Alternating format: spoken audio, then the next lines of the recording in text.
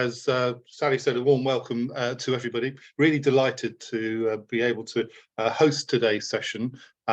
It follows a really influential report that was published last year, chaired by Lord Best at the All-Party Parliamentary Group.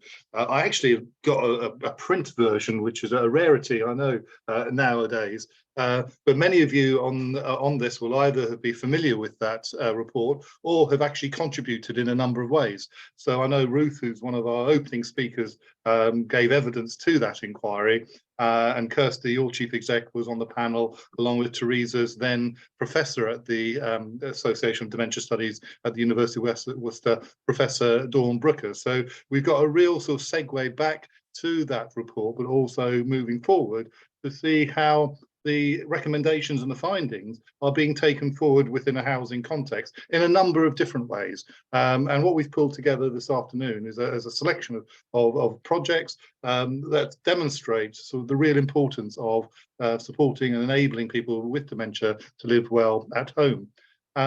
And before I sort of pass over to Candy, who is our dementia co-lead at the HousingLIN, just a big thanks to the UKRI Healthy Ageing Challenge for supporting the HousingLIN's HAPPI Hours. This is the penultimate session of our autumn-winter programme, and we look forward to our final one in a couple of weeks' time, but I'll talk a little bit more about that at the end of this session. So without further ado, can I pass over to Candy?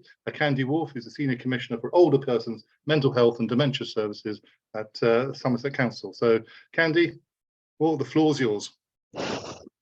Yeah, well, I mean, I'm so happy to be here. Thank you so much for having me. This is one of my first sort of opportunities to talk to yourselves as the HousingLIN co-lead for dementia. So I just wanted to introduce myself because I'm likely to see some of you around at some of our other events, and also to introduce the agenda for today. So as Jeremy just said, I'm the Senior Commissioner for Mental Health and Dementia at Somerset County Council. My role is very much based around older people's mental health, nursing and residential settings for to support people, community initiatives to keep people out of sort of nursing and residential settings, so keep them living well in their communities for longer. So things like day opportunities and things like dementia-friendly communities. And extra care housing is a big part of it. So looking at a really broad menu of opportunities for people with dementia. I am also quite involved in sort of a system-wide strategy to support people living with the dementia in our county to access carer support, timely diagnosis, as we know that's a real national challenge just now, and it affects Somerset quite deeply. And we have an older population, as many people will know. And I heard quite recently that we have in 2030 we'll have the oldest population in the UK. So commissioning is all about sort of seeing if our services are fit for the future and looking at our population and their needs. So there's obviously a lot of work to be done in that area. So that's enough about me. If we could bring the agenda back up, and I'll just introduce our speakers, and then we can get on with the next piece.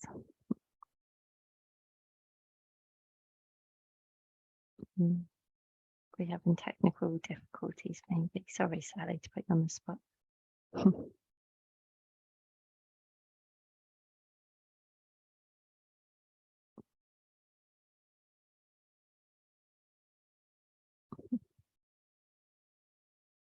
I can talk more about myself if you want.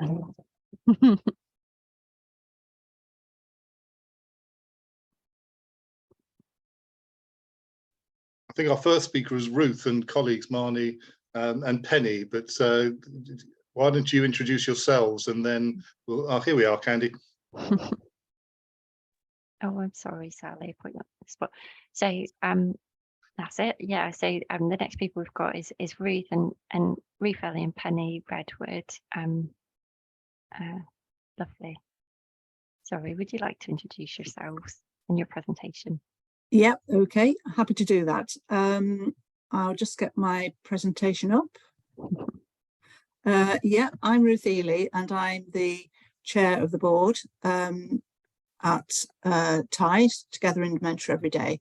The other thing I'd just say about myself is that I worked in the Department of Health and became the National Programme Lead for Older People, Dignity and Dementia. And that's where I met Jeremy, and that's where the HousingLIN was born. And I'll just say I've taught him everything he knows.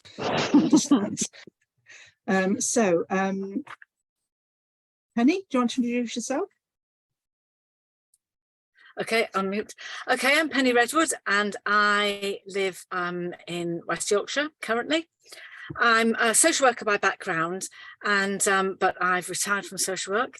Dementia is my area of interest and has been for years, and so I've worked on, actually, years and years ago, I came across Ruth during the Dementia Services Collaboratives we had when I was the social services lead for Leeds City Council. Anyway, that was then, and so since I retired I've really been focusing on dementia projects, and so excuse me, sorry, I'm an associate with Tide and I do dementia training, really predominantly for social care staff. That's me. Thank you. And Marnie? Hi, I'm Marnie. I'm an independent occupational therapist and I specialise in advising on the inclusive and accessible design of housing, in particular for older people. And I've worked with Jeremy in the past and the HousingLIN, promoting the role of occupational therapists in housing and housing design. But I'm currently a research degree candidate at Lab for Living, which is a Design for Health designs research centre at Sheffield Hallam University. Thank you. Okay, so just a little bit about Tide. For those of you who don't know us, Together in Dementia Every Day, we started Ruth, out in the... Ruth, I don't Yes? think we've got the screen sharing. Oh. Can we see Oh dear, slide? panic, just a minute. I think I've got a copy of your slides. Do you want me to share that on your behalf? I thought I'd done it. Could you do it, please? It'll be easier than me trying to mess around. So sorry. No, it's not a problem. Here you go. There we go. So can I can't scroll through, can I? If you just tell me when you want me to go to the next slide, I can do that for Well, you. if you can go to about 3 or 4 in, because I've spoken to the first few. There we go. There we go. I didn't realise you couldn't see them. So here we are. No worries.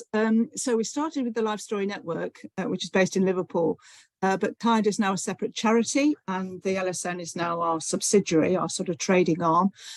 We operate across the UK, and our inspiration was a guy called Ken, who created a life story for his wife when she had dementia and went into a care home to help the staff understand her and support her better. So the creation of Tide sort of brought us back full circle, and we felt we'd gone back to our roots. Next one, please. So just briefly a bit about what we do. One of the most important things that carers and former carers tell us is that they can become very isolated. So it's important that we help to connect them together, and that's what our free involvement network does. But anybody with an interest in dementia and family carers can subscribe. We have a carer development programme, and we have various modules and courses to help give them some knowledge and skills and confidence so that they can get involved. And we work with them as equal partners to influence decision makers and to change policy, practice and research. We also offer training products for health, social care and housing staff that focus particularly on individualised and relationship-based care, and you'll hear about our training package with My Home Matters a bit later. And most importantly, we believe in co-production and co-delivery, and our care members co-deliver training with our staff. Next one. So My Home Matters started out with a project called Beyond the Front Door. This was funded by the Department of Health, as it was then called, as part of their post-diagnostic support programme. And we explored the meaning of home for people with dementia and carers to see what the significance was in terms of people's transitions and their relationships.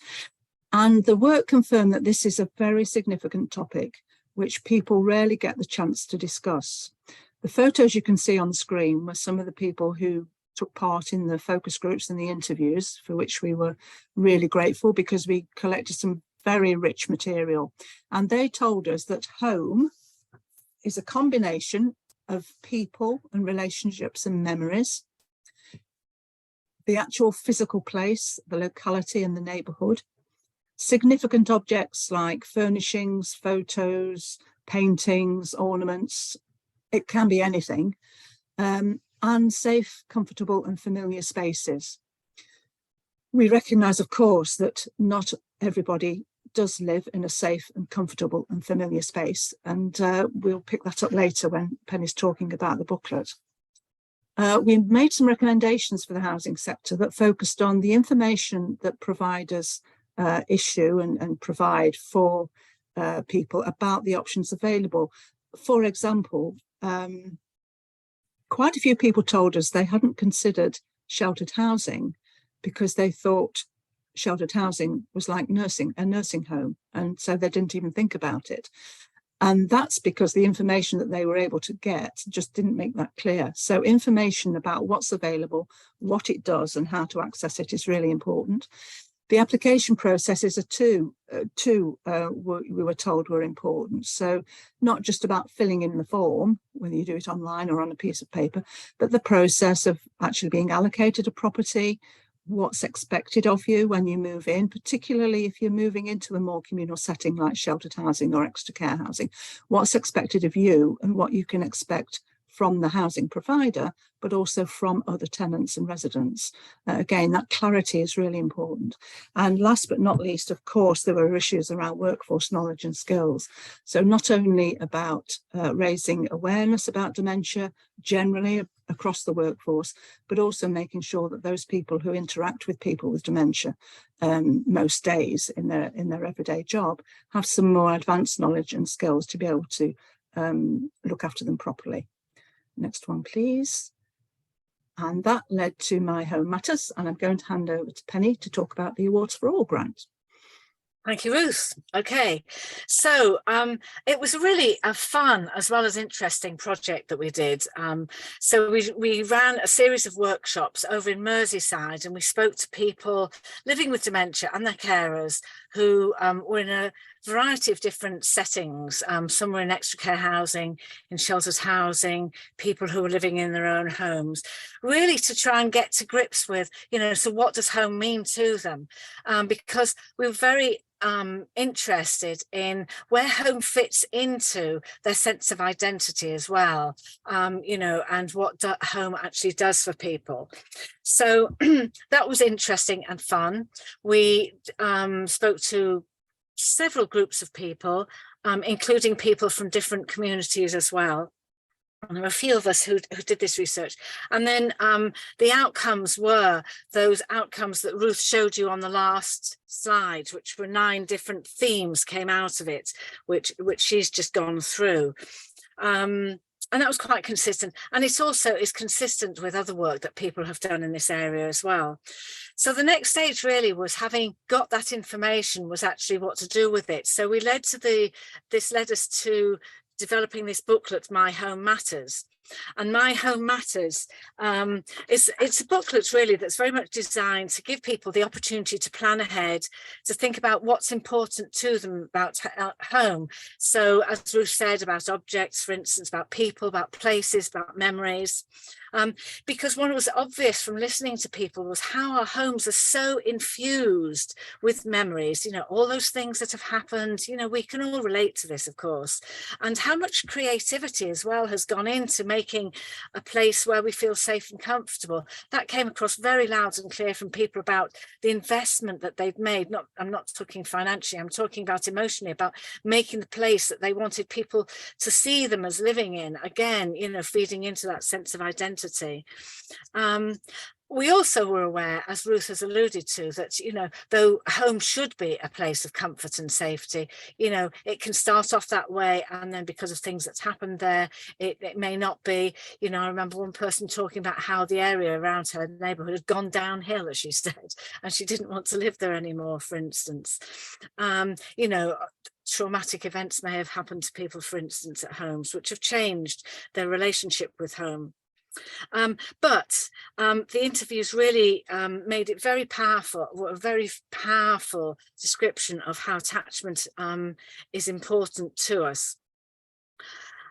we're also conscious as well in talking to people, a lot of people who had moved already, but not all of them, some had, some hadn't, of how a move later in life requires downsizing.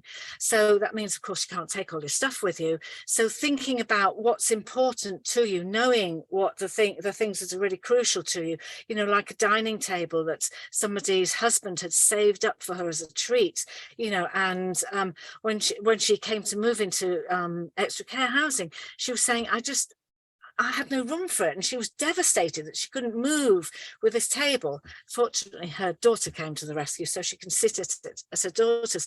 But things like that's really brought home to us how important those attachments are.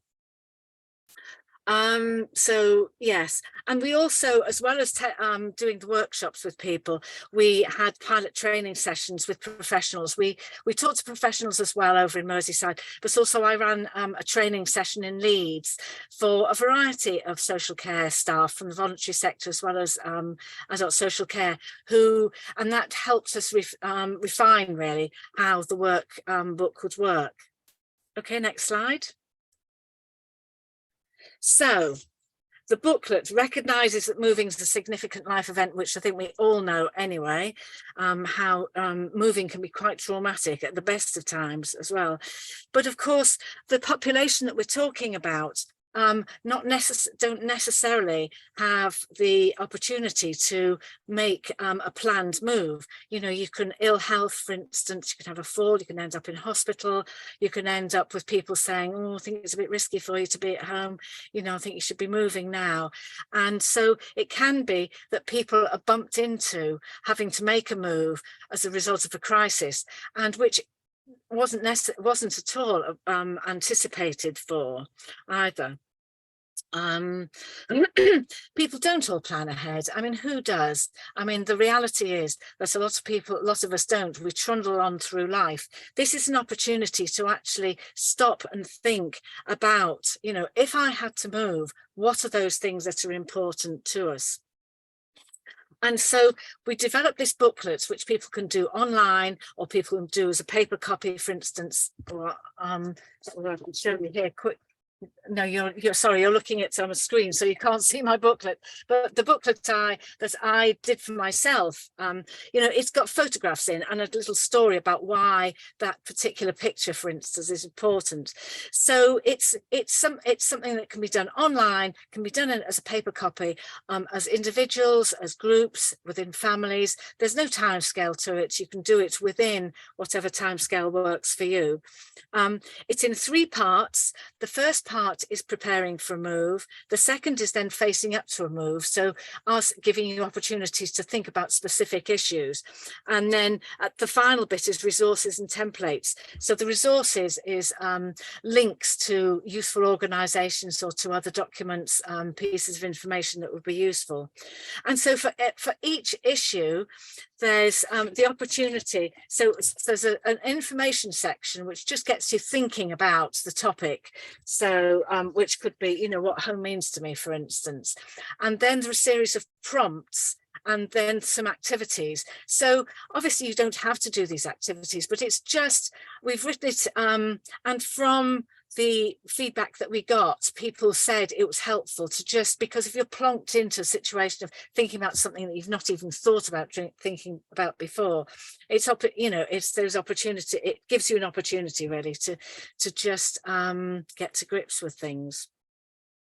So I think that gives you an intro. I think that's enough for me.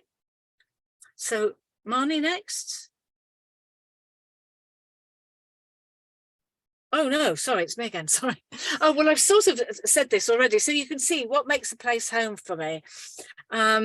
So you can see the front cover is a picture. That picture obviously is just there as an example, but the idea is that you would insert your own picture, for instance. So you can see here an example of the first section, which is about preparation.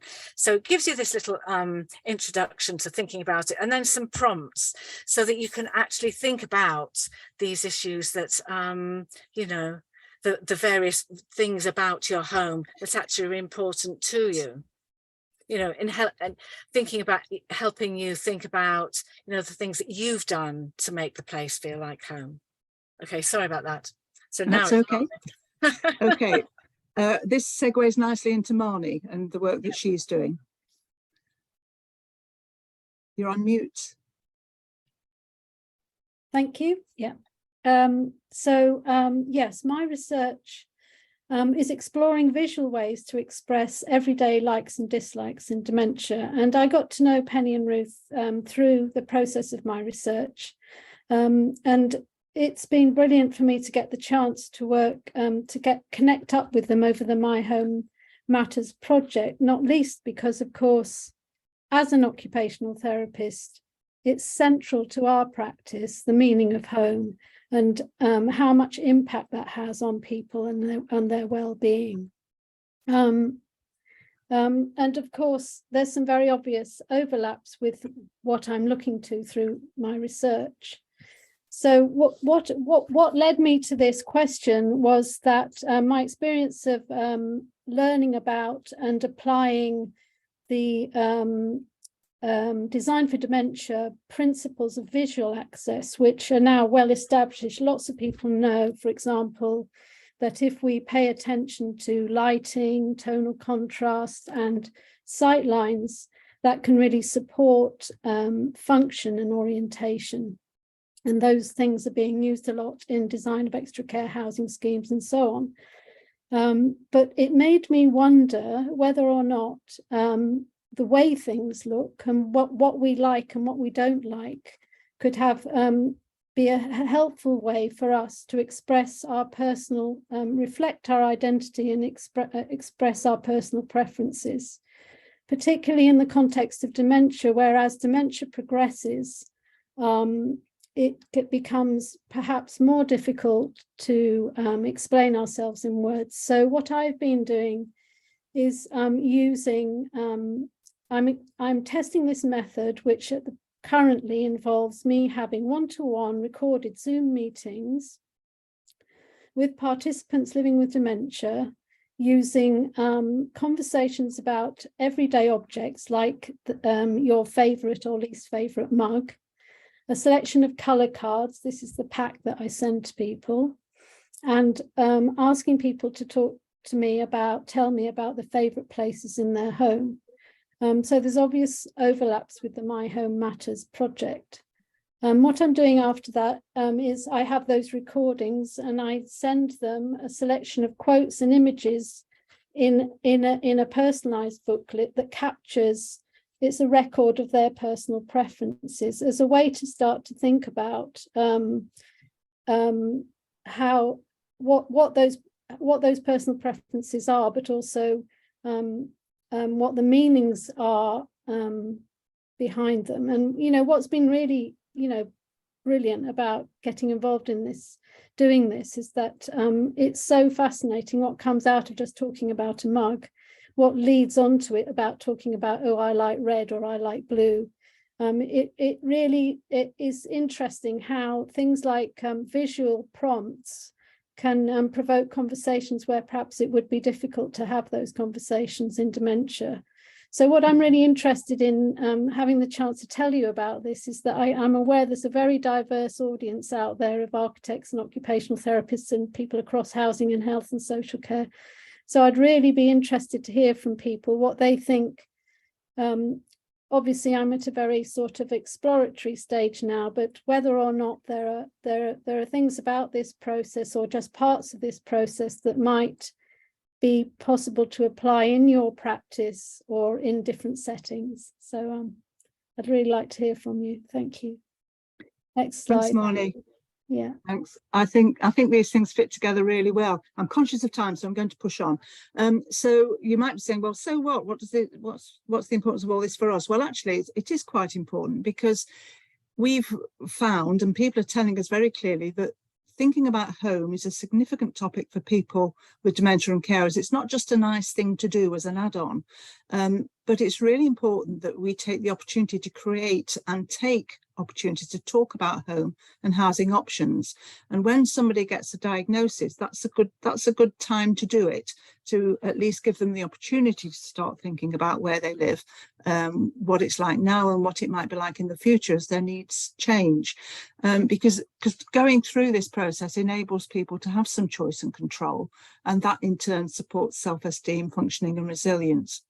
We know that professionals are often under intense pressure to take the fastest and most expedient option. And I know, Marnie, this is something you're particularly interested in. Do you want to add anything to that? Yes, I think just bearing in mind that because most professionals are under that pressure, that the advantage of tools like this is that they can be used or offered to people as a way of starting to think about things, and perhaps not just in a crisis. So I think that's what interests me, is that it might be difficult for a lot of us, and certainly in my experience, to broach those topics about thinking about moving and transition. And actually, what's interesting about this tool is that it's really quite it's quite a nice thing to do, because it's about thinking about what's meaningful to you. It's not all about just the finance and the applications and the practicalities. So I think it's a really good reflective tool that it's handy for professionals to have something to let people know about as a way of starting to think about this. Yeah. Thank you. And that links very clearly to the point that helping people prepare for moves is as important as supporting them through those transitions. Next one, please. So just a few words about our training package. Based on the pilots that Penny did with the people in Leeds, we've developed a training package which is aiming to give people the opportunity to understand the meaning of home, as we've described for other people, but to think about that as well for themselves, as home is distinct from the place where you live. And why is that significant? Exploring the effect on transitions on people with dementia and carers. And if you think about what happens to some people, they have a fall, they end up in hospital, and then they might sit there for months at the moment waiting for either a care package or to move on to a care home, or they move to a care home and never see their home again. And I think that's dreadful. So I think the more we can do to understand the effects of those transitions and help people through them is really important. This training will also help meet the requirements of the Care Act and the NICE guidelines, and Jerry mentioned the APPG report, which has quite a lot in this about home and transitions. Reflect on your own practice, of course. We also developed some top tips for supporting people through transitions. We have some for social care assessors, we've got some for hospital discharge teams, as well as for people with dementia and family carers themselves. And of course, it's part of practice development for professionals across health and social care. So the last slide, we'll just confirm our contact details. So if you're interested in the booklet, that's the link. And I think Sally's going to put it in the chat as well. And those are our emails, and we'd be really pleased to hear from you if you want to ask us anything further. Of course, you can do that in the Q&A. Thank you.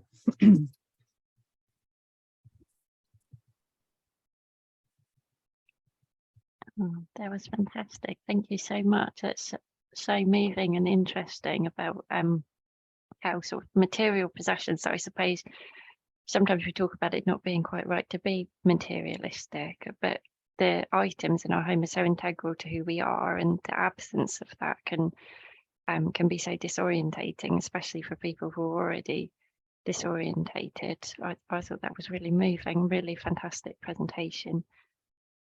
So thank you. Once again, I am struggling to open the agenda, and part of the reason being is that my firewall is blocking it as if it's a virus for some reason. So I didn't make a note of who is next. Who's presenting next? I think it's me, Candy, Teresa. Oh, lovely. Thank you, Teresa. Thanks so much. No problem. Thank you very much, Candy. Fantastic presentation, Ruth and colleagues. Thank you very much for that. I think there's clearly some genius science at work in the background of putting these happy hour sessions together, because hopefully my presentation follows on really nicely from that. So I'll just share my slide and hope that that works. Does that look about okay that you can see? Yes, Candy's nodding. That's wonderful. Now, some of you might notice, people who know me, that I'm not Dr. Rebecca Oatley. Dr. Becky is my colleague, and we've worked together on this project now for 18 months. So my name's Teresa Atkinson, and I also work for the Association for Dementia Studies. And we were lucky enough to get some National Institute for Health and Social Care research funding to do this project. Because, as Ruth already mentioned, extra care housing is an option for people as they age, with or without dementia. And what we really wanted to find out is what the extra was in extra care housing for people living with dementia. So this was part of the question that we answered as part of our 18-month project. So the next few slides will just take you through this and hopefully give you a flavour of what we've done. We're almost at the end of this project now. We're in about month 18 of 19, so we're going to be launching this early next year, and I'll tell you a little bit more about that as we go through the slides. Okay, so we've already heard from Ruth that yes, extra care housing is a model of housing that's becoming more popular. And for any of those of you on the happy hour who aren't familiar with that, it's basically a model of housing which offers care and support for older people. And it's designed to help them age in place. So avoiding some of those transitions that Ruth's already spoken about. The idea is that people live independently, so they've got their own self-contained accommodation, but there is usually on-site. Sometimes it's not immediately on-site, but most provisions have flexible on-site 24-hour care. There is elements of this 24-hour care that are a little bit more tricky, as we found out in part of our project, that actually the care during the day is always there and available, but care overnight sometimes isn't as available. And that can sometimes be, as I say, quite tricky for people who've got high levels of need. Within the extra care housing scheme, so it's usually self-contained, if you like, it's usually in apartment blocks, and they have a range of communal facilities and activities. So these are often in-house and out of house. So the idea is that extra care housing is part of the community. It reflects the community and the diversity within that community, and it helps people stay connected to their community. So they would be choosing to do activities both inside the scheme and hopefully outside of the scheme as well. But there's usually things like a restaurant or a coffee shop, sometimes a pub, a hairdresser's, sometimes a spa. I'm checking into that one myself, but you know, a nice range of facilities that people can use. And again, as I've mentioned, we know that a lot of people now that live with dementia are choosing extra care housing as an option for them. But what I've noticed and what has been researched, or as I should say, under-researched, is that we really don't know how best to support people with dementia to live well in extra care housing. So I've worked now for the Association for Dementia Studies for 10.5 years. I don't know where that time's gone, but I've worked on a number of projects based in extra care housing, and these schemes are absolutely amazing. They offer a lot of potential, but what we noticed, we were looking at older adults over 55s or over 60 who, you know, sometimes there are eligibility criteria for entering into an extra care housing scheme. But what I saw particularly was, you know, there's a lot of people living with dementia, and actually sometimes they seem to be having a good experience and sometimes they don't. So this project was really close to my heart in trying to find out what best supports people to live with dementia to help them live well in extra care housing. So our aim was to look at different models of extra care housing to see how well they sustain well-being for people. So when I say different models of extra care housing, we know that there are lots of different permeations, but what we looked at specifically were 3 models. The integrated model, which is the most popular, where people with dementia live alongside people without dementia, with a whole host of different comorbid conditions, but sometimes people with no care needs at all, who are choosing to make a future-proofed move so that they haven't got these number of transitions, so that care is available and they can age in place and access that care if and when they need to, or even periodically through times of illness, for example.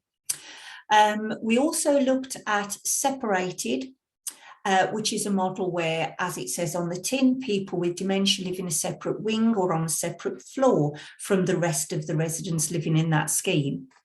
And we also looked at specialist. There are far fewer of these latter two schemes. So specialist is a provision which is, as it says, just for people with dementia, or predominantly for people with dementia. What we found is that actually integrated, yes, is the most popular. We wanted to have 3 examples of each of those models, so 9 case study sites in all across a geographical range. What we found was there were definitely specialist sites, but very few separated sites. And this is a model that commissioning is moving away from to be much more of an inclusive offer. So we actually only recruited in the end 8 schemes, but this, as you'll see, did give us a good range of participants. So our objectives were to look at the benefits and challenges of extra care housing for people with dementia, to look at the factors that impact on those benefits and challenges, and to explore the advantages and disadvantages of those 3 models that I've already mentioned. So this is the lovely Christine and Bill. Becky's the youngster there in the picture, and I'm on the left there. So Bill and Christine live in an extra care housing scheme, and that's a specialist scheme for people living with dementia. Both Bill and Christine have a diagnosis. So what was really important to us is that part of our advisory group was supported by people living with dementia, so they could advise our project, look at our materials, look at our questions, and really get involved, if you like, as co-producers of that research alongside us. So Bill and Christine were very active. We did manage to get down, as you can see, to their scheme to visit them, and they joined us on our Teams meetings for every one of our meetings, which was absolutely fabulous. We actually, as Jeremy said earlier on, had our last meeting today, which was very sad. We started off with a literature review, as all good research projects do. We did a survey of commissioners, and then we, as I say, we wanted to include a whole load of stakeholders. We did some qualitative interviews across our 8 case study sites, and we had exactly 100 participants. We couldn't have planned for 100, but we had exactly 100, and that included stakeholders from all across. So that was commissioners, it was providers, it was social workers, it was people living with dementia, people living without dementia, and family carers. So what are the benefits? I'm just going to change my view. I can't quite see all of my slide, but never mind, you can see all of my slides. So the benefits of living in extra care housing are that flexibility of care and support provision focused on supporting people to remain independent. It's a lot of the things that Ruth and colleagues have already said. It's that sense of having your own home. And as Ruth said on her last slide, I think, last but one slide, a house is a provision, it's a building. What makes it a home is what happens within that space, those things that are important to you. And part of that is it's that sense of safety and security, knowing that you're safe in your own home. Having on-site organised informal opportunities for social interaction, social activities. Age-friendly, convenient living. So sometimes this is about simple things like having somebody tend to the garden. We had a lot of people say to us, I absolutely love my garden, but the thought of actually managing to mow the lawns and keep it looking nice was really onerous. So having that convenience of living in a space that's looked after, and the opportunity to live together as a couple. That was really, really important to people, and that's going to be one of the focus of one of our papers that's going to come out of this study. So what are the challenges then for people living with dementia in extra care housing? Again, this is something Ruth's alluded to, this lack of understanding, the lack of understanding of what opportunities there are and what extra care housing is and what it provides. Familiarising yourself with new places, people and routines can be a challenge, particularly if people leave it until later in their dementia journey to move to extra care housing, because understanding that space, often these spaces, particularly integrated sites, are quite large. So it's learning those new routines, the different wayfinding, where the bathrooms are, where the social spaces are, the restaurant, etc. The availability and accessibility of resources, including staff, because as I mentioned earlier, sometimes we found across the different provisions that some weren't as well resourced, some didn't have such flexibility around care, and that can be due to the commissioning model, which varies enormously geographically across the country. There's a trade-off really between the idea of privacy and the risk of loneliness, because people were very passionate about having that private space and the ability that afforded them to have that sense of ownership over their own home, somewhere they could meet their family, close their own front door, have that privacy. But actually there is a risk of loneliness that comes with that, because if you're the sort of person that doesn't have a lot of confidence to go out, or maybe starts to maybe not have that confidence in terms of your ability to find your way around or to know when the activities are going on, then maybe if the resources aren't there and the staff aren't available to come and remind you, actually maybe you do stay beyond your own front door and that element of loneliness creeps in. The stigma around dementia doesn't wholly go even if you live in a specialised scheme, just with people living with dementia.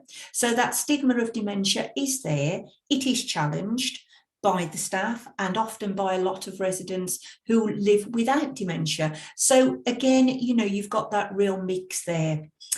And also we found as dementia progresses, that can be a real challenge to living well. And sometimes that's about lack of training for the staff, and there would be opportunities to live well with dementia later in the journey if staff had better specialist training. But sometimes that's about other residents, and sometimes it's about the person with dementia and where they're best placed, what best meets their needs. So it's really assessing that on a very individual level. So what variables might impact then on what works well or doesn't? Well, again, sometimes it is down to the individual, their personality and their history. Sometimes, as I've mentioned, it's about the progression of dementia and the symptoms that may come along, not necessarily do, but may come along with that. Very often it's the level of family or friend support that enables someone to live well. It can be the staff, either the training, the culture of care, the consistency within the team, the resourcing or the leadership. The availability of specialist dementia staff to support inclusion. Sometimes that's a wellbeing coordinator, and a lot of extra care schemes now have specialist staff dedicated to support people with dementia to live well. But where that doesn't happen, that can be more of a challenge. Relationships with other residents and the broader dementia-friendly culture within the scheme. The physical and environmental factors, which, you know, Ruth's already mentioned as well, but impacting on that is, again, as I've mentioned, the size, the design, the different types of facilities, and that different model of scheme. What works well does vary, and some people thrive in an integrated scheme, but for some people that specialist, smaller, quieter scheme often works better. So these are just a few quotes from the residents that we spoke to. To me, it simply means that I do have 24-hour backup, and someone comes to check on me a couple of times a day. They do a little bit of washing up. I mean, they're around if I get any problem at all. All I've got to do is, I can't read the rest because I've got your beautiful faces, but you get the idea. Life is a good thing when you help other people, chat with them, have a laugh, basically. So, you know, we've got some lovely examples from the people we've spoken to. So what's the extra? What's the extra in extra care? Well, it's not extra care. It isn't all about the extra care, because quite often it resembles very much the domiciliary care that you would get in the community in your own home. So someone may have up to 4 care calls a day, but they could have that in their own home. The extra is actually about what happens to enable the person to live well. And sometimes that's those variables like family and friends. Sometimes it is the care calls. And sometimes it's just having the benefit of being able to choose what you want to do with your day, lock that front door, or actually involve yourself as much or as little as you want. So the extra is that extra opportunity and how well someone is resourced to access those opportunities. Looking at those variables that have to be balanced around the strengths of people and recognising that it isn't one size fits all. So I know I'm coming up to the end of my allocated time slot here, so I'm going to draw that to a close. But just to say, there's a slide in a moment with contact details. We're also just at the stage of producing our booklets. So there'll be information booklets on how to choose, what to look for in an extra care scheme, what it affords to you for people living with dementia and their families. There's also a booklet for commissioners to help commissioners understand the model and what we learned from the project that could help them. And there's also a booklet for providers. So thank you very much, everyone, for listening. Those are our details. And I hope I'm pretty much on time, Candy. Hope that worked okay. Thank you. Oh, that was fantastic. Thank you so much, Teresa. Another really interesting presentation. I'm really keen to read the booklet for commissioners. I recently read a book that I think changed my life called Being Mortal by Atul Gawande, which was all about how extra care housing was founded, what it's supposed to be, and then how it's evolved, and like you were saying, Teresa, how variable it is in different areas. I'm really keen to sort of develop our extra care housing in Somerset, so thank you. That was fascinating. The next person we've got on our list is Kirsty Kalonji, the policy manager for the Alzheimer's Society. Hi everyone. So I'm Kirsty. Yeah, I have a lot of experience in understanding the importance of the home for people in general, because I used to work in domiciliary care for over a decade, supporting people in the home. So I have a lot of first-hand experience of that importance, and yes, and the My Home Matter and stuff really touches that. I joined the Alzheimer's Society at the end of 2016, and COVID moved me from the dementia-friendly sector work, where we were creating guides such as the Alzheimer's dementia-friendly housing guide. I've moved into policy now, where I need to draw on evidence around the sectors, such as housing, to show their impact on the charity's health and social care priorities. So today I'm going to share some of the evidence and insight gathering that we've undertaken this year in the policy team on this housing aspect, much of which complements and crosses over with what has already been heard and will follow on from my speaking slot. But I'll start with the sweep over our findings from the research across the year, and then move it on to kind of what we've got coming up. So yeah, we started our research into interviewing housing teams within local authorities, and basically there we kind of like it really showed that there was a lack of staff training on dementia, and is specifically around the link between specific housing support needs of people affected by dementia. They also was evidence of lack of joining up and sharing information between the health and social care colleagues and themselves across the local authority and the housing teams. Nevertheless, we did hear some excellent practice, and we saw where problems were being effectively solved by OTs and care providers and health professionals being present in the same space, discussing, for example, how a stair lift would work for a couple where the wife was pushing a button which would leave her husband stranded up at the top of the stairs all day, and all they needed to do was problem solve and think about how a false switch could all sort that problem out. So some really great stuff. But we also heard some really bad practice where we heard from a council who launched a policy to remove all the gas stoves for people with a diagnosis. And that inevitably caused a fire as a woman living with dementia wasn't able to function her electric replacement. So there was a clear lack of understanding of about dementia within that creation of that policy. We also then interviewed some people from clinicians from memory clinics. And we got the overall picture that housing was rarely a topic that was brought up. If at the point of diagnosis, if it was because there was functional issues present. One clinician mentioned that their family member worked in a local housing team, and she was ashamed that she uses none of that knowledge to support people affected by dementia within her role in the clinic. However, we were pleased to speak to a few memory services that were ensuring that OTs were present at all diagnosis meetings and really pushed for home visits, including the dissemination of technology information. We also spoke to dementia advisors as well from local services that people are once they've got diagnosed, they'll be referred on to. And they told us that conversations about housing were not a priority, but also it really depended on whether what the person affected by dementia would raise at that support meeting to deem whether the housing information should be brought up or not. But overall, it was really clear around that the support provided at diagnosis and onwards was really a bit of a lottery.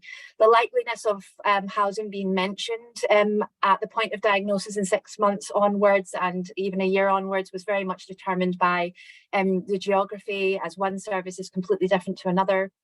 Also, what level of housing technology information was learned by the professionals within the teams in the health and the advisory and the housing teams, and also how professionals prioritised the home environment based on their own personal, independent and personal knowledge, basically. Simultaneously, while we're running the interviews, we went out to discuss aspects of these same aspects with focus groups, and we launched a test survey with just over 50 people affected by dementia, which all supported the findings across the interviews that we had. In that not enough information and advice was given. Many people affected by dementia don't know about housing options available to them, and they're not sure where they would seek that information if they did want to find that information. But what became really much clearer from the comments and the examples and the insight that was shared in our work is that if we're going to effectively influence the solution on some of these issues around this area, we really need to hear many more larger and louder voices of those people affected by dementia, and opportunities such as the My Home Matters project really allow them to bring those recommendations to life and that we have alongside the growing evidence that we have in the area. So for example, evidence that would suggest that people affected by dementia are unaware of adaptations and alternative housing options that could really improve their ability to live independently for longer. We have that evidence, but we're yet to hear how people affected by dementia want to receive that information, and what format and when and how and by who. So what have we got next? We're pleased to tell you that we've gone out with that was, like I said, that was a test survey. Now we're going out with a survey for over 1,000 people affected by dementia, and we'll be sharing those findings hopefully at another HousingLIN event in the new year, which will be the first time that we can get this kind of quantifiable evidence on what people affected by dementia want to receive in terms of housing information and advice. So the survey kind of will cover like all the things I've mentioned, what they want to get, what aspects of housing information they want to receive, whether that's around relocation objects, technology, housing with care information, and if they're if they're currently aware of how to get information and advice, if they currently made any changes, who delivered that information to them, and how they would want to get that in the future. So it's kind of going all, but asking them questions around their current situation and what they would want to, and what do they want to see. It also covers things like whether they've had a fire safe and well visit, for example, whether they think that people affected by dementia should be aware of increased risks and potential incidents within the home. So we're kind of covering quite a lot there. But we're hugely excited to present that in the new year. And we know that this will really help to form a really deeper understanding of how healthcare and housing can really work together to improve the support for people affected by dementia in the area, especially earlier on, more towards the point of diagnosis. Additionally, the aspects covered in the survey really tie into some really exciting work that's already going on. The first one is the research project you've already heard about from Teresa at the University of Worcester. The other is we've got a DFG pilot, so the Disabled Facilities Grant pilot going on in Staffordshire Moorlands, which has been delivered by an Alzheimer Society service around getting technology out to people affected by dementia, alongside lots of stuff going on in that area. But most excitingly, the Longitudinal Prize, launching the new technology projects that support people to live independently in their own home for longer, which Alzheimer's Society have partnered on. And I will now pass the baton on to Lauren, who is going to tell you all about that. Oh, great. Thank you so much. Candy, should I just go into it? Or yeah, please, okay. that was fantastic.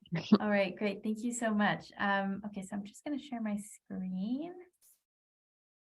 Let's see. Great. Right, how does that look for everyone? Good, okay, great, thank you. All right, so I just want to start off by saying thank you, Jeremy and Sally, for having me today. And thanks to all the other speakers. It was really, really interesting to hear from you all. I'm really happy to be here, and I'm really excited to speak a little bit about the new Longitude Prize on Dementia, which was recently launched back in September. So my name is Lauren Belfer, and I'm an assistant program manager for Challenge Works, and I work directly on this prize. So just before we get started, I just want to say thank you to our funders. So the funders of the prize are Alzheimer's Society and Innovate UK. So the Longitude Prize on Dementia would not have been possible without these headline funders. So thank you very much. And just before introducing the prize, I just want to kind of explain what is a challenge prize. So challenge prizes are competitions that offer rewards for the best or the first solution to a problem. So we're looking to attract innovators and incorporate elements from a range of innovation tools, and we provide them with the support they need to compete in challenge prizes. And usually the criteria of a challenge prize, such like the Longitude Prize on Dementia, defines what success look like without kind of prejudging how it's achieved. So the Longitude Prize on Dementia is a £4.34 million pound prize to develop technology to support people living with dementia. The Longitude Prize it's a challenge prize to drive the creation of personalized technology-based tools that are co-created with people living with the early stages of dementia and helping them live independently for longer. So we're looking at £3.34 million that will be awarded to the most promising solutions, and then a £1 million prize pot awarded to the winning solution in 2026. So as we know, dementia it's a progressive condition and there's no cure, but people can live well for years. And as hospitalizations can increase the rate of decline, the hope is that with this prize, we can generate the development of assistive technologies that can help people stay safe and independent in their homes for longer. And as part of the prize, we've got a wide range of partners that are going to be supporting us over the next couple of years. And that includes some partners like the Center for Aging and Brain Health Innovations in Canada, as well as AgeWell in Canada and the Canadian Institute of Health Research. And we've got some great UK-based partners as well, such as AWS and the CareTech Foundation and Heather E. Corey as well. And then we've got also our US partner, AARP, that we're really glad to have on board as well. And then who can apply? So the prize is worldwide, and it's open to individuals, academic groups, companies, nonprofits, and as well as partnerships between these who are developing a technology-based solution. And the launch, like I said, the prize launched back in September, and the entry deadline is the 26th of January 2023. And yeah, so over the course of the next 4 years, there'll be various opportunities to progress, to develop your solution further and to win additional prizes. So like I said, the first deadline is approaching soon on the 26th of January 2023, and that's for the Discovery Awards. So should you be successful through this phase, you'll be awarded £80,000, and participants will be invited to receive expert capacity building supports from our partners that I mentioned earlier, to help them develop their solution further. And then that support package will happen over the course of the next year, starting in May 2023. And then a year later, in May 2024, the Discovery awardees they're going to be invited to submit another application for the finalist award this time. And then should they be successful in this phase, you'll have a chance of being awarded £300,000 to further develop your solution. And then over the course of the next 18 months, you'll receive further capacity building support to develop your solution from our partners, as well as you'll be invited to participate in a product evaluation study with end users, and that is going to be led by the London School of Economics. So I don't think they were, their logo was on the previous slide, but they are one of our partners, and they're going to be leading on that product evaluation study. And then the final submission deadline, that brings us to November 2025, where participants who are in the prize are going to be invited to submit their final application, and that's going to be to win the prize. So at every stage that I mentioned, so the Discovery Awards, the finalists, and then the final selection of the winner, applications are going to be reviewed by a judging panel, and they will be making recommendations on who should be awarded. And the judging panel will be made up of experts in the field.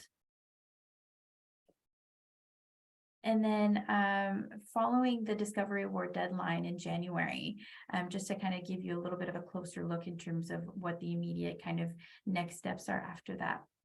So in February 2023, the entries are going to be going through an internal assessment process before going to the judging panel, and 50 shortlisted applications are going to be presented to the panel. And then the panel will spend the next month or so in March scoring and reviewing these applications. And that brings us to April of 2023, where we'll finalize our Discovery awardees, and the announcement will be made in May. So what is the criteria? So what kind of solution are we looking for here? So the panel is going to judge applications based on the following criteria.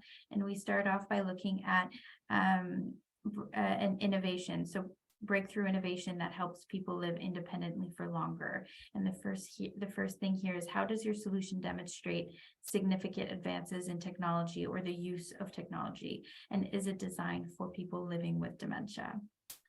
And then the second is insight, and then what we mean by that is, does it demonstrate meaningful engagement and co-design with people living with dementia? And then lastly is impact. So does it demonstrate potential to deliver a transformative impact as well? The second criteria is adaptability. So as we've discussed, dementia is a progressive disease. So does your solution learn and adapt to the individual and changing needs of a person with dementia? And does it also consider safety, security, and data ethics? And then usability and user experience. So is it easy? Is it enjoyable to use and effective? And then also, was it tested across different demographics and biases? The third criteria we're going to be looking at is the high standards of technical excellence. So is the technical feasibility? So is it reliable? And then we're also looking at, is the solution interoperable across different hardwares and technology? So credible, and then the last one is credible path to sustainable, to sustainability and scale. And here we're looking at the market potential and the affordability. So have you demonstrated a plan to market? And then also, do you have, does your team have the required skills and experience to deliver the solution? So that's our prize criteria in a nutshell. And I might just end it here, but in terms of upcoming steps and what's next in terms of this challenge is we're going to be announcing our judging panel soon. So please do keep an eye out on our social media and on our website as well, because we've got some exciting announcements and some exciting individuals who are going to be joining our panel. And then we've also got some Ask Us Anything sessions. So if this is your first time learning about the prize and you think that you might have a solution that you'd like to enter for, we do encourage you to join these sessions. This is really a good chance to kind of learn more a little bit about the prize, but also just asking us any questions that you might have about the prize in general, as well as your application and the process afterwards. So the upcoming one is next week, Tuesday, the 13th of December. So you can sign up for that on our website. And that's at dementia.longitudeprize.org. And then there's going to be another one on the 10th of January, and that's just ahead of the deadline on the 26th of January. I believe, Sally, you're going to be sharing our innovator handbook in the chat, or if you haven't already. But our Innovate Handbook is really kind of our booklet with all of the key information around the prize and a step-by-step guide in terms of what to expect before you submit your application, as well as what to expect after you submit your application, and also if you're successful through the next phase, the Discovery Award phase. So I'd like to end there, but thank you very much for listening to my presentation, and I'm happy to kind of open it up for questions afterwards with Jeremy and Sally.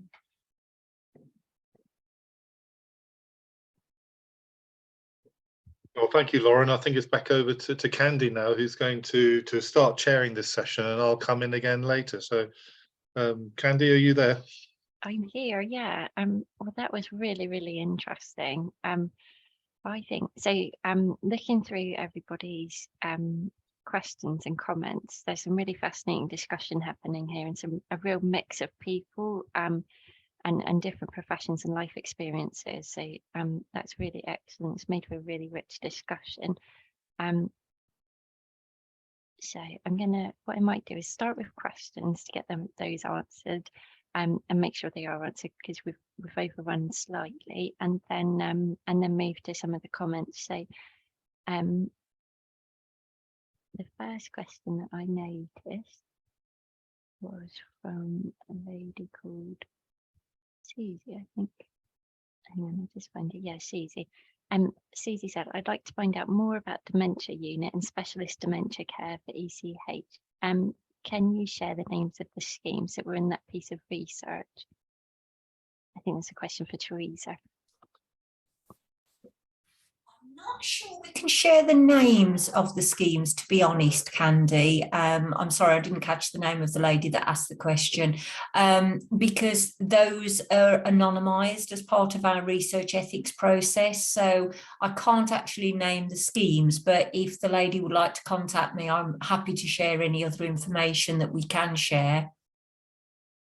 Lovely. I hope that's okay for you, Susie. So we had a few questions about that last piece around the tech award, and then I'll move to some of the comments. So I would be interested to hear more about the specification, and that's from Helen. Helen, was that around the specification for the tech award that we just heard about? I'm not sure if people can turn their mic on.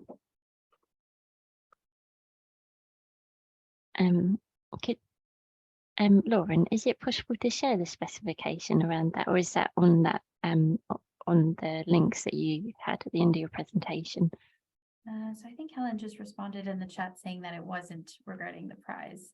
Oh, sorry, I didn't see that. Sorry. Let's have a look. No, it wasn't. Oh, sorry, Helen, could you write what it was? Oh, the specification for Stoke. Oh, is that replying to another?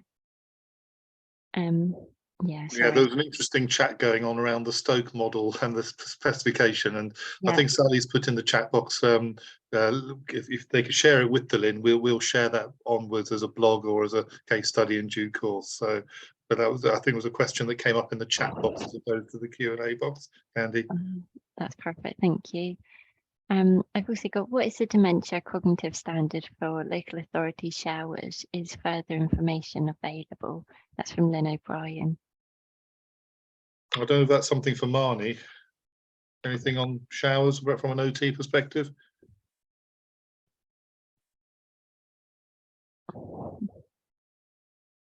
Anyone can answer. So I think that's what Jane's been sharing in the chat, that she's developed this specification for showers, for dementia friendly showers. I think that's my understanding. And yeah, certainly there's you know, as I was mentioning earlier, certainly I think the kind of basic principles around visual access, lighting, tonal contrast and so on are very important. And also in terms of shower adaptation, certainly trying not to change the layout too dramatically.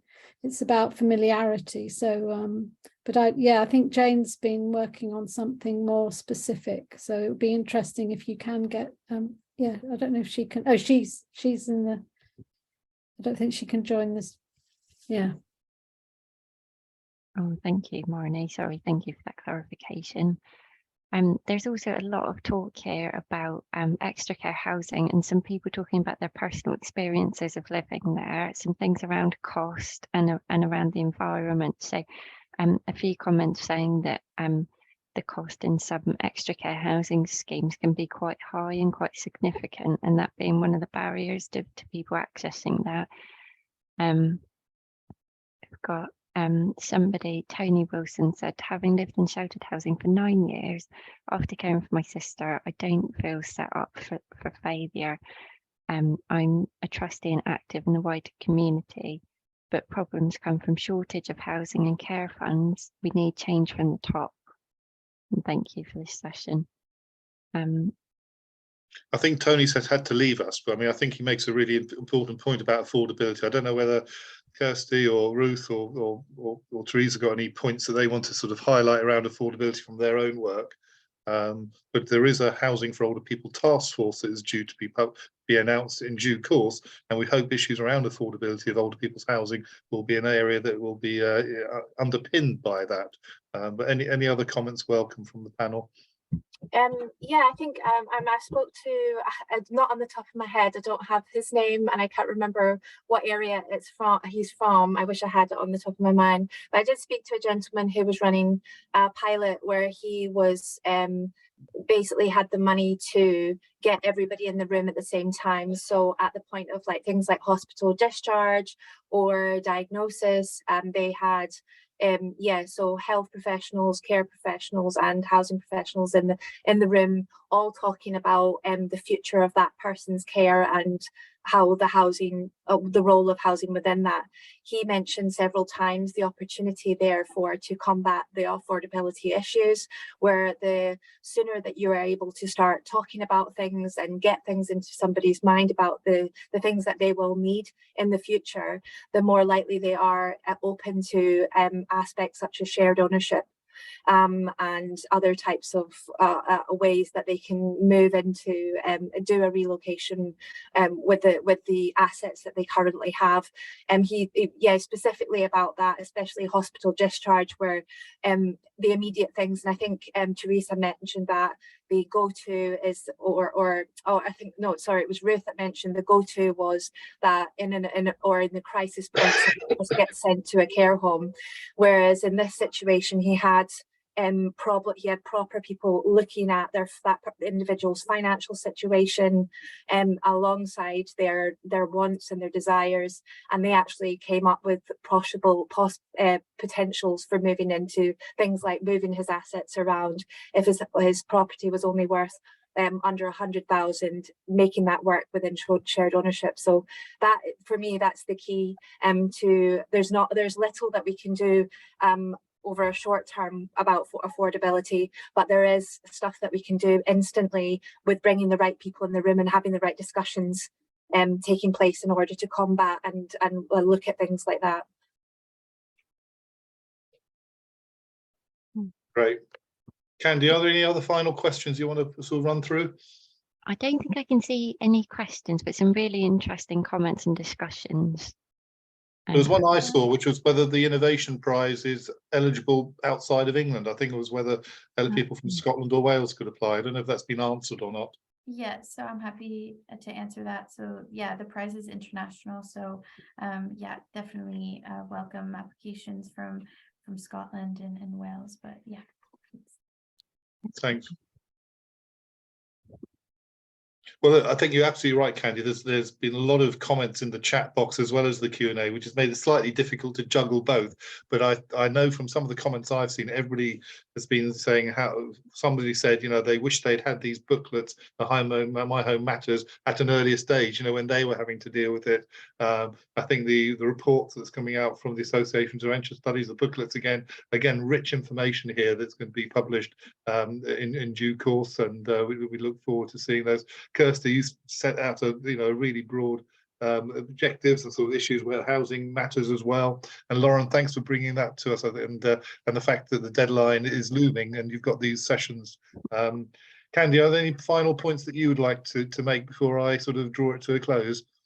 No, I just want to say thank you so much for participating. I've been so interested in hearing what everybody's had to say, and from the presentations, I think it was such a rich session, and I got lots of reading to do now. So thank you for that. Well, thank you for sharing. And from our guest speakers, are there any final comments that you'd like to make? Ruth, I'd just like to make the point that housing sits alongside things like making a will and doing a lasting power of attorney. We've aimed this at people, old people and people with dementia particularly, but actually that applies to all of us. We should all be thinking about this, and we should all be making a will, and we should all be thinking about lasting power of attorney. It affects everybody. It becomes particularly pertinent for people with dementia because of obviously their memory and cognitive problems, but it's something for everybody. Thank you. Well, look, if there aren't any of the final comments from everybody, can I, again, on behalf of the team at the HousingLIN and Candy, can I thank you all for presenting. We've also had an illustrious group of delegates with us, including Lord Best, Katie, who was the co-author of the APPG report with me on housing and dementia, Are We Ready? And a number of other people who are experts in their own right in this field. It really feels that we've brought together a family of people who are interested in this. And as Kirsty said, we are going to be looking at doing something again in early 2023, coinciding hopefully or alongside perhaps our annual summit, which we're hoping to run at the end of February, early March. So please do watch this space. But as I said, the APPG report highlighted a number of these issues, and for me it's really great to see how things have progressed and the richness, not just in terms of the policy but also the lived experience of people and how that's been captured, because I think Lord Best summed it up in his opening forward for the APPG. You know, housing, it's something, getting into housing is critical, and Wendy Mitchell reinforced that in her presentation and evidence to the first inquiry session that we held, and the importance of co-producing, co-designing right at the outset. So please do sort of access the slides. I know one or two of you found it difficult to look at some of the text while listening and watching the recording today, and the recording will be available from tomorrow as well. It all leaves me to say is this is our penultimate happy hour session. Our final one is in 2 weeks' time. In fact, there's a bit of a segue because we're also going to be joined by Kate Pemble and the team from the University of Stirling around the Deshkar project, designing in terms of healthy cognitive aging. But the whole programme is very much going to be looking at urban aging, where we're going to be drawing on some fascinating research also funded by the UKRI with the Design Age Institute at the Royal College of Art. start, as well as some work being done in Madrid around thinking about healthy aging for people in later life, from designing age-friendly communities. And then looking back in England, a brand new scheme that's been developed just outside Lord's Cricket Ground called Grace House, giving a contemporary feel of urban ageing. So if this is an area that you like from a design, a commissioner or an operator, or indeed somebody who's interested in your right placing or right sizing, do join us again for our final happy hour session. And it just leads me to say thanks everybody for all your wonderful contributions this afternoon, and thanks to the team and Sally for hosting and making sure it ran smoothly, and do apologise for any technical glitches that occurred earlier on. Thank you and have a lovely evening. Thanks everyone.